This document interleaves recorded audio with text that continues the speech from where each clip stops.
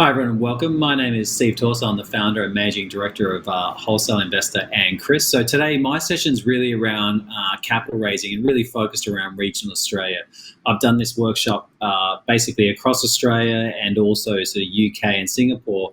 But I also did it earlier this year when I went to regional Victoria. And what was important for me was just understanding there felt like there was a gap between the way founders felt in how they were potentially had the opportunities to get access to money. In fact, one of the things that I noticed was a lot of founders in regional areas were more focused on getting government grants rather than the potential of what private capital could actually do with their business. So for me, this is such an important topic. I'm going to be smashing through this presentation. Obviously there's questions for any question. Obviously there's a question, so feel free to ask as I'm actually going. Some of these I'll just go through. Who's this session really for? Look, we cover really three areas, both companies, investors, and industry. And it's really important for us that in dealing with each of those three that we know the role you play and we know how important it is for the actual ecosystem itself. For me, the simple agenda for this session is I'll give a bit of an introduction to myself, a bit of an introduction to Wholesale Investor, just so you understand the context of where I'm actually coming from. And then the next part is I'll be going through the actual capital raising workshop, and then I'll be giving a bit of an overview as to help you understand investors and the importance they can have in your actual business.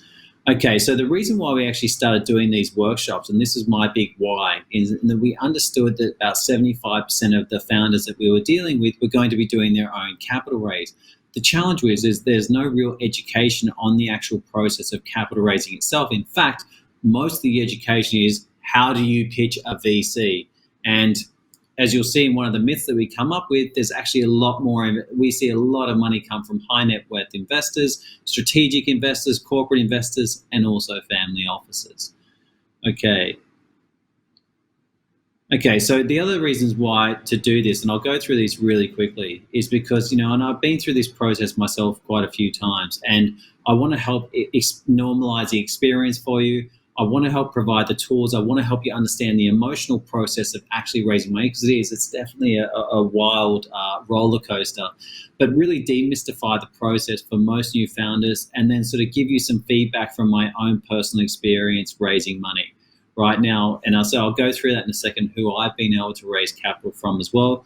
But ultimately what I want as far as for the outcome of doing anything like this is I want you to be able to raise capital more efficiently and more confident, with basically reducing the cost and the frustration that goes along with it, right? And to me, that's super important for you going in the process. In fact, I just want you to have some sort of confidence in you managing your own process in going through a capital raise. So my background, before starting Wholesale Investor, I was working in sort of marketing, consulting and advisory area, and then I moved into corporate advisory. And so effectively for me, marketing is my first love, and then I discovered innovation, and then that became my love. So the combination of marketing and then sort of innovation are my two loves. And what drives me about what we do is we get to see a lot of opportunities, often 5 to 10 years before what most people do. And that's what drives me in this space. As far as now, obviously Wholesale Investor, and I'll give you some high level stats on that. I launched that in October 2008. We launched, in part of that, I've had in the process Investec, which is a London Stock Exchange listed investment bank, become a shareholder, and the venture capital group BMYG also become a shareholder. We launched CRISP last year, which is effectively an end-to-end solution for raising capital, but mostly utilizing in how you can utilize data and analytics and intelligence in the process of actually raising money. And then also, as part of that, I've now got a shareholder base that covers 8 different countries. So if you're in regional Australia and you're thinking about raising capital, completely understand, right? So for me, I've got shareholders now from 8 different countries. So what I'm about to take you through is relevant to whether you're in regional Australia, whether you're in a CBD, it doesn't matter. The focus is really on the process related to what you're about to experience. Okay, so as I mentioned, Wholesale Investor, we're a platform that connects high growth companies with high net worth investors, and we've built a database of over 30,000 now, mostly across Australia, ASEAN, and also in the UK. And then, as I mentioned about CRISP, in what we're actually building, you'll see some screenshots as we go through it. And just to give some context, one of the things that we have with a lot of founders is they ask us different questions. Oh, have you worked with this sector? Have you worked with this sector, etc.? We've worked with all those different, there's literally, we are sector agnostic in the types of companies we work with, and we've got success stories in pretty much every area. We've featured opportunities at all different stages, from startup, from seed stage even, right through to being ASX listed, and obviously covering that gamut that I show you there. And the other part is that when we're working with companies, they ask, oh, how much do investors typically invest? Well, to give you some perspective, we've seen our companies raise from anywhere from 25 to 250K, right through to our largest amount raised by one of our clients is 32 million. And one of the most known stories that I'll refer to is Booktopia, who was able to raise $20 million from one of our introductions. And of course, inside of that, we've seen everything in between from a capital raising perspective, right? So the question I want to answer straight from the start is, yes, it is most likely that we've worked with someone similar to you, right? Just to answer that before we even kick off on the actual webinar. Okay, so kicking into the workshop material. So what I want to do is just highlight some of the myths that we actually face. Now, the two biggest myths that typically come in the capital raising area is firstly, the time it takes to raise money. So most people try and infer to you or give you the perception that it only takes 2 to 3 months to actually raise money, when what we've found is less than 5% of companies are actually able to achieve that. So when you go and speak to investment groups or speak to advisors, they'll typically ask you the question, oh, how long have you been raising capital for? When did you launch your raise? Who else has invested, etc.? And this is really just a positioning tool from their perspective. But just to be clear, it often takes longer than 2 to 3 months. Even all those media stories you see about companies raising capital, be very clear that often their conversations started 12 to 18 months before they received that money from their investment group. In fact, with Investec, it was a 12-month journey for them becoming an investor. With BMYG, I actually knew them for 8 years before they become a shareholder, right? So we had a long-standing sort of relationship before they decided to become a shareholder. Now, the other thing that I always hear from people is everyone wants to know how they can go and meet BLACKBIRD, how they can go and meet, basically Airtree, how they can go and meet one of the sort of bigger VCs. And what I like to highlight is that, the perception that VCs are the main investors is a bit of a myth. Now, the VCs have played an incredibly important role in our ecosystem, and the companies that they've funded have done incredible things, right? What I just want to highlight, especially to regional Australia, because you may not have that access, I want to highlight to you that only 1 in 100 companies, in fact, I've met with groups where they invest in 1 in 1,000 companies that they meet before they actually make an investment. So to help you really understand, the way we see it is that often high net worths, professional investors, corporate investors, strategic investors have been really dominant in this ecosystem. Now, when you go to raise capital, it is an emotional journey, and I like to highlight that, what I like to put this up is because I want you to normalize this emotional journey. It is not new to you. It is not going to be new to any of us. I experience, the truth is no one talks about it, which is quite frustrating, right? No one talks about the emotional journey that founders typically go through when raising money. And the reality is when an investor says that they're going to go ahead and they're going to invest into your company, even if it's 50K or 100K, all of a sudden you feel bulletproof, right, as a founder. When they say no, when they say they're not going to proceed, you feel like you're this big. And that is 100% normal, and it's part of the journey. And trust me, you 100% have days, hours, and all that sort of stuff where you wonder, why am I doing this? What am I putting myself through, etc. It is 100% normal.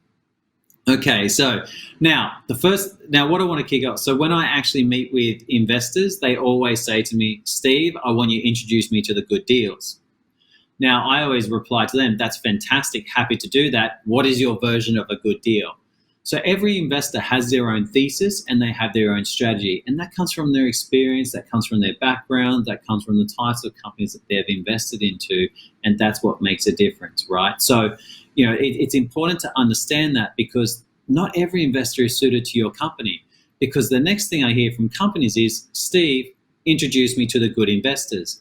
Now, I always say I can do that, but that doesn't mean they're going to be interested in your business. Right? And that's very important to understand, right? That's why, when I highlight what this process is shortly, you'll get really, really clear, right? So understand that not every investor suits your business and not every investor should be participating, right? So As founders, we all think our business is amazing. We all think our baby is beautiful, and we think that everyone should be throwing money at us, but that's not actually the case.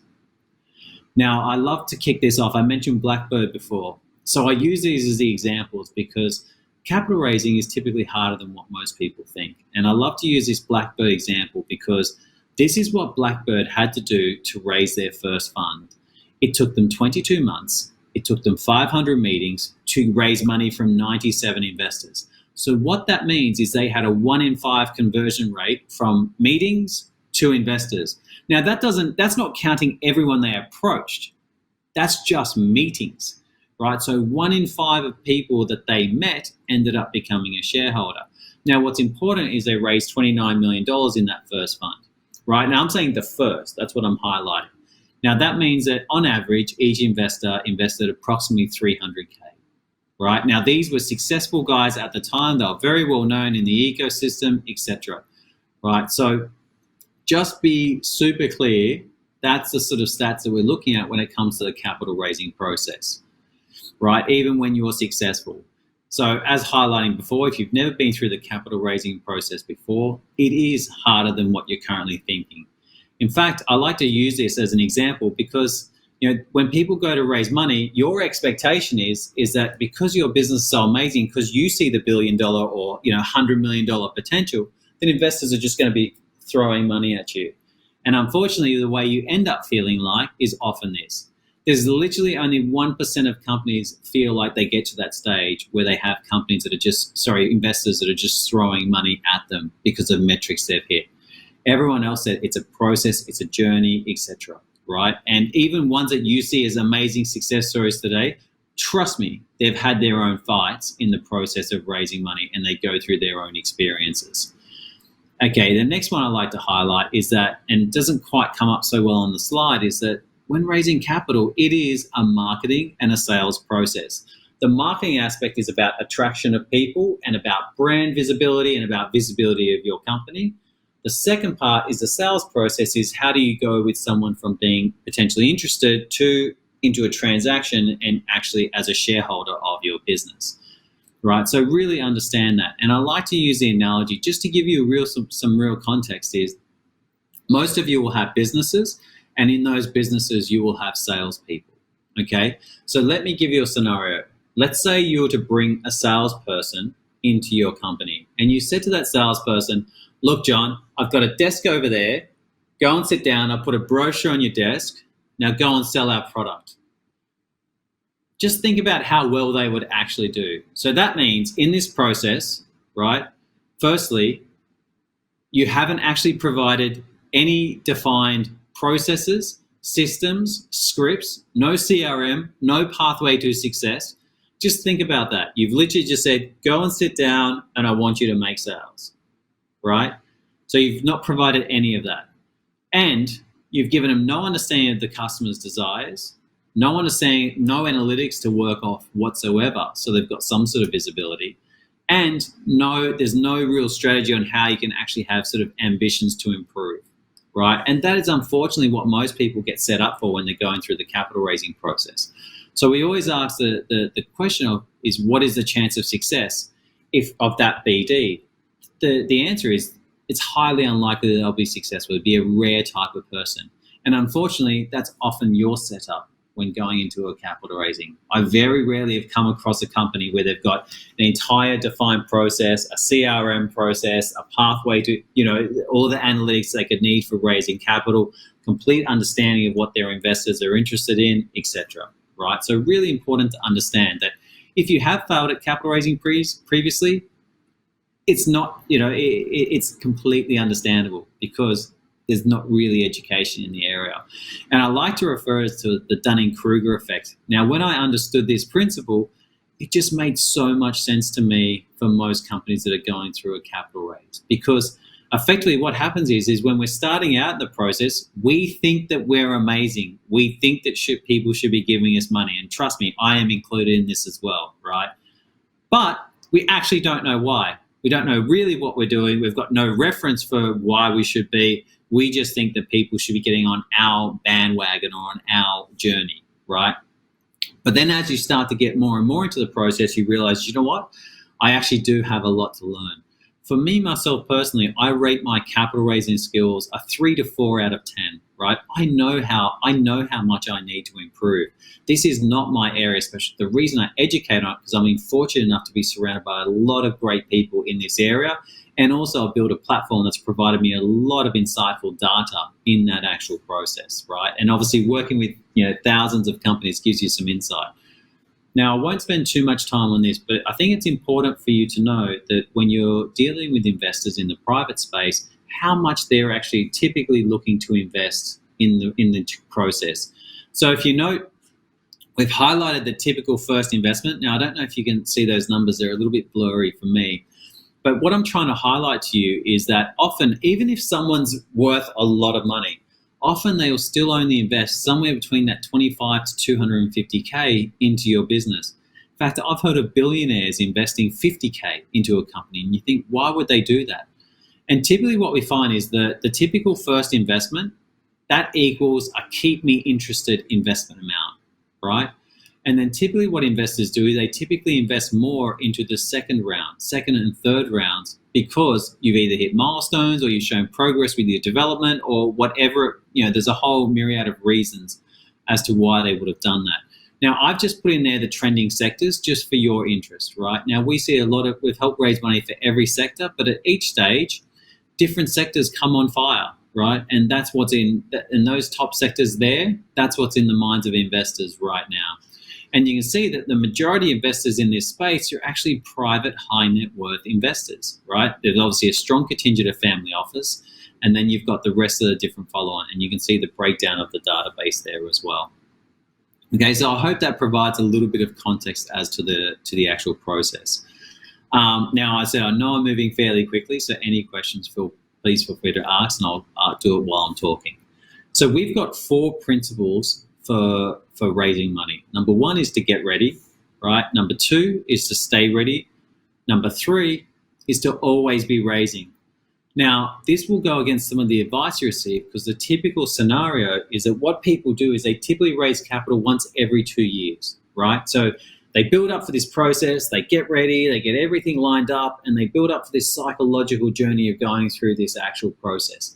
And the challenge is often when you go through a capital raise, there's an opportunity cost associated with it. In fact, because it takes you out of your business, you spend so much time speaking with investors because, said, you do have to do the numbers in it, and that it actually impacts the revenue of the business. It also impacts, it can impact staff, etc. So understand, always be raising for me has been a great addition to my process, because it means, it doesn't mean I'm always taking money to the company, but I'm always having conversations with investors. Understanding that sometimes they want to get to know me for 12, 18, 24 months. Sometimes they're happy to invest straight away. Every investor's got a different process. My job, as always, as a business owner, as a founder, is just to facilitate a process, whether it be selling a product or raising money, which effectively your product is their shares in your business, right? And the last one that I think is really important is get to a yes or no as soon as possible. The worst thing that can happen is if you have drawn out conversations with investors because it takes you so long to get that information, that effectively that yes or no is very delayed in coming. So you want to have that yes or no as fast as possible. Okay, now our principle, once again, as our role as founders when we're going through the capital raising process, is how do we go from unknown to known and then to success, right? How do we make people aware about what we do? How do we get them interested? How do we make our brand visible? There was a beautiful saying in marketing about, your brand had to be seen at least 6 times before people start to feel like they sort of know it or trust it or have some sort of connection to it whatsoever. Now, obviously with social media and with how much content people consume these days, this now is somewhere in the range of sort of 20 to 30 times.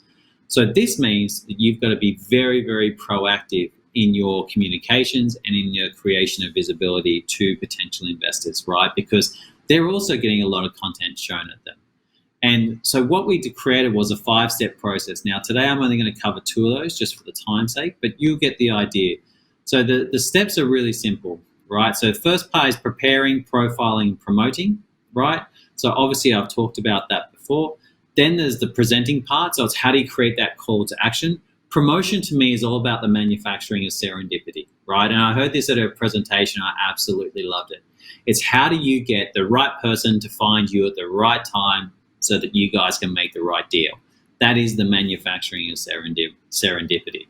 And then the last part is the publishing part, because what happens is people spend so much time and energy on the capital raising process, they forget to update the people that are already interested in their business, right? You can have people that are already following you, that are already interested in what you're doing, but then the question is, how do you actually get them to become a shareholder? What mechanism can you allow that? What news can you provide, right, etc.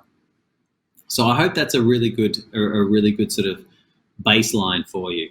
Now, the next step I love to talk about is the problem that we all didn't know we had. And I love to use this example because when I put it up, everyone seems to smile, right? As soon as you see that Blockbuster video, if you're old enough, then you will have good memories of sort of going with your family to Blockbuster, choosing a video on a Thursday, Friday, or Saturday night, and then sort of watching over the weekend. For those people that got late fees, that will be their memory.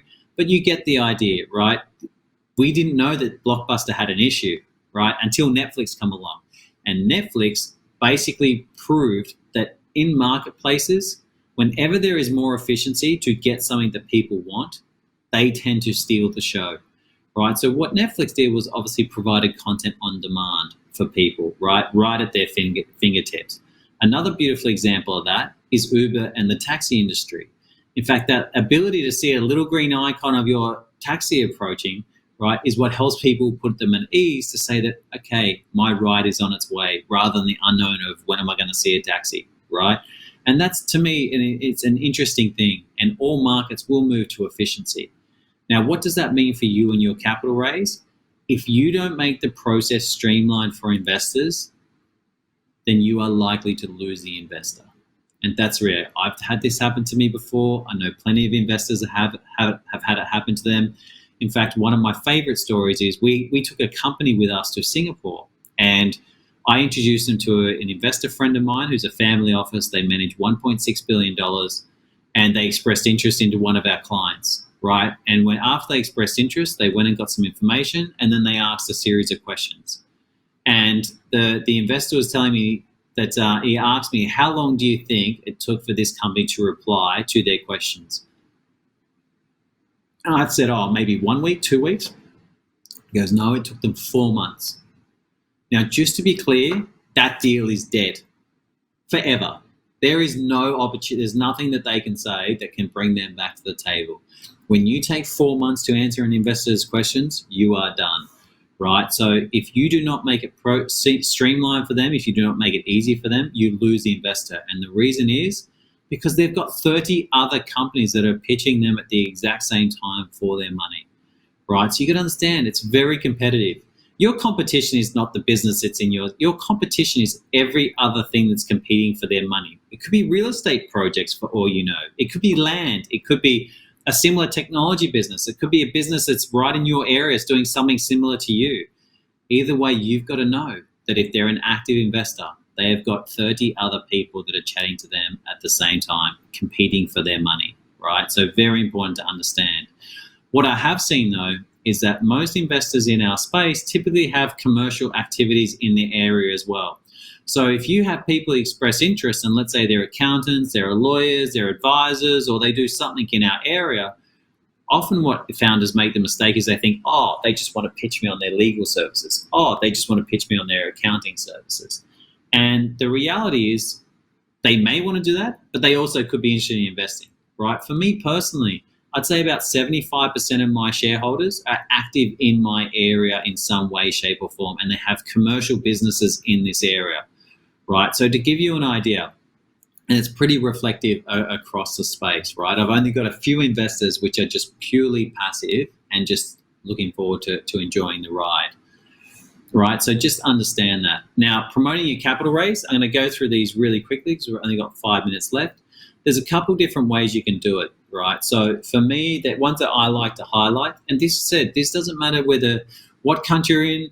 In fact, we had a fantastic example of a company called Essential Queensland, which is basically the company's in rural Queensland, right? They promoted on WI. They got introduced to an investor, right, who not only invested into the company, but then he helped build the board. He then brought other investors into that company as well.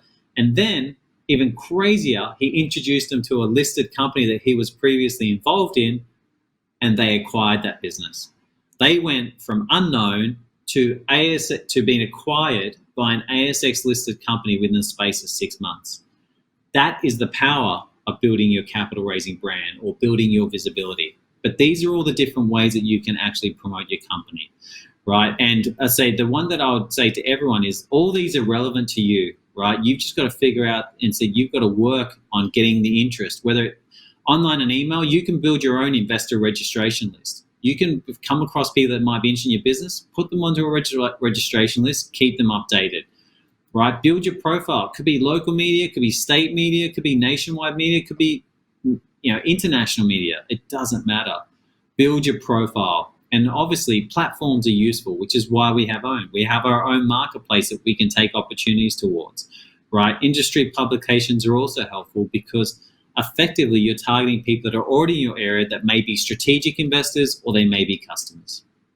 In fact, some of you might have customers or suppliers that actually end up becoming shareholders in your business.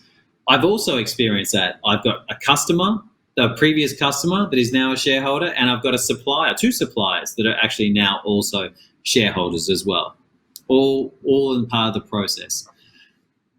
Oh, and sorry, one thing I will highlight, especially in this environment, investors are absolutely more likely to be aligned and strategic to your business, right? So be very clear that investors are, at this point in time, typically not just throwing money at businesses they don't tend to be active with, right? There is there, but especially, I said, the chance of raising more money is typically from aligned strategic investors that have some sort of relevance to your business. Now, the other different things that you can do as far as to get people to express interest in your opportunity is obviously one-on-one meetings is one part. Now, to be clear, I did a capital raise in June, right? So promoted in about mid-May. So across sort of June, July, we were doing a capital raising. Out of the investors that come on board, I only met with one face-to-face. All of it was done via Zoom or Google Meet meetings, right? Pitch competitions are useful. It doesn't matter if it's local, if it's virtual, absolutely doesn't matter. You've got to create visibility for yourself. Virtual showcases, get involved in them. Industry events, get involved with them. Create the budget for it, right? So people try and raise money for free. There's always going to be a cost to raising money. There's a cost to chasing ambitions. There's a cost to chasing, what you want to do. If I could tell you all the different things I've done to help us create more traction for us, you'd be amazed. But I back that thesis of backing yourself as founders, right? Back yourself, back your opportunity, learn how to present your opportunity, and then go down that path of creating more for yourself. Okay, so 3 takeaway points whilst we're going to the last 2 minutes. Number 1, get ready, right? Build your capital raising brand, build your profile, as in all the different things I highlighted before. And then the last one is seek to attract strategic or relevant investors, because that is what's most proactive and most prominent right now in this sort of marketplace. All right. So, my contact, feel free to add me on LinkedIn. I'm always sort of publishing sort of videos about capital raising. I'm always talking about sort of just different things that are relevant to our space on my LinkedIn. So feel free to add me on LinkedIn. You can also email me. Our CRISP website is crisp.io, and Wholesale Investor is just wholesaleinvestor.com.au. Happy to answer any questions that anyone may have. But just as a sort of final note, capital raising, it is an emotional process. It is an emotional journey, but understand it is a process. It is a marketing and sales process. The first step that you have to do is to build your profile, build your brand, attract interest in what you're doing, and then you work on that process to have them become a shareholder. But you need to, no different to any other process, is you've got to analyze what you're doing. You've got to track what you're doing, and you've got to make sure that you keep consistently improve your own process so that you become more efficient. So then you get out of the emotion of it and you come around the improvement of the actual process part. So I hope that was helpful for everyone. I think that's it from a slide point of view. I'll send that through to the team. But yeah, any sort of questions or anything, happy to go through it. And thank you to the Spark Festival. This is an incredibly impressive setup.